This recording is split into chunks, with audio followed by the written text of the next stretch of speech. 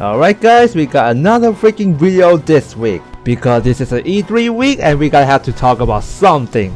And sure, some of you guys probably know me as someone who only do a Dissidia video, but hey, it's only 34 Dissidia video in a row, but whatever, a little change of pace, okay?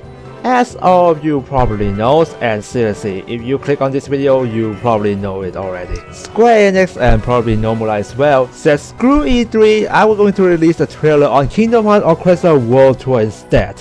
And now an official trailer is up on the internet and it was beautiful.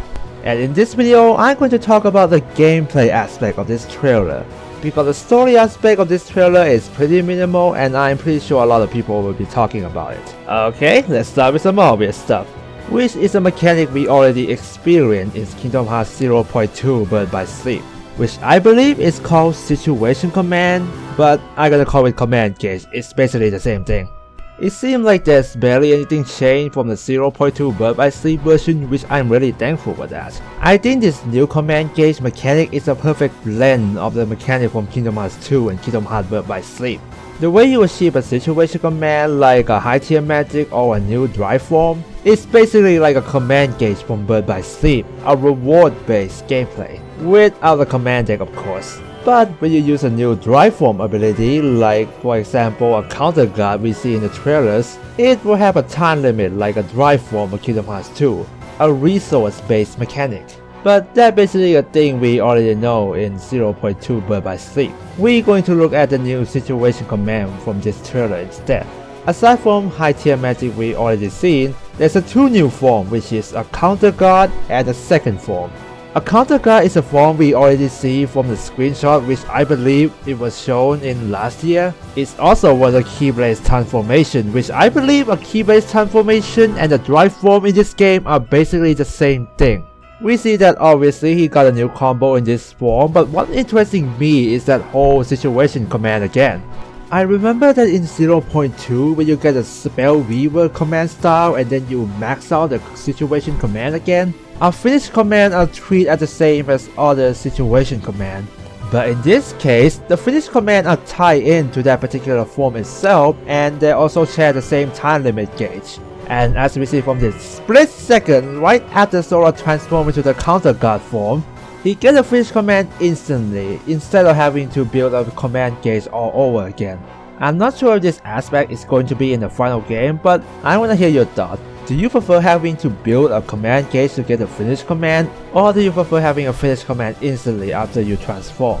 Another thing I noticed about this is that when he maxed out the command gauge when he already in a form, that form time limit gap will be slightly increased. Not sure if that's going to do anything though because it's only a little, but that mechanic is actually a big part in the second form. And that second form is actually a really nice fan service.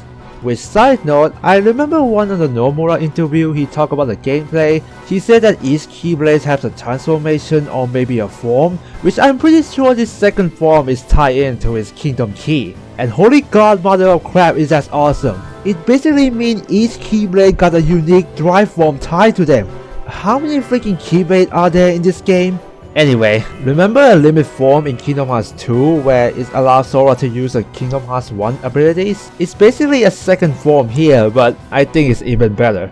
Not only does he can use an aerial finish and magnet splash from Kingdom Hearts 2, he can also use a hurricane period from Kingdom Hearts 1. It's a 2-in-1 package of nostalgia. He even changed to a Kingdom Hearts 2 costume, but with a little different though. There's no more cost belt on his crouch and his butt now. If you look at it very closely, you will notice there's no longer there. Anyway, when I say there's a mechanic when Sora maxing a command gauge when he in the second form, every time he maxes out a command gauge, his finisher command will change to a better one. From what I saw, it starts with a stun impact, go into a sonic blade, and then end with Ares Arcana. Not sure if there's more of it. I'm pretty sure Ragnarok is going to be a shot lock. And wow, is that really his Ares Arcana now? Too fast dude, just slow down a little bit Sora. Oh, and the one last thing I'm really thankful for. We finally have a fourth party member. We don't have to take off either Donald or Goofy anymore. And that's it for me. What do you guys think about the gameplay they show in this trailer? Do you like his second form? I sure do. Let's see how they're going to top it next month. My name is 2Basicer and I'm out.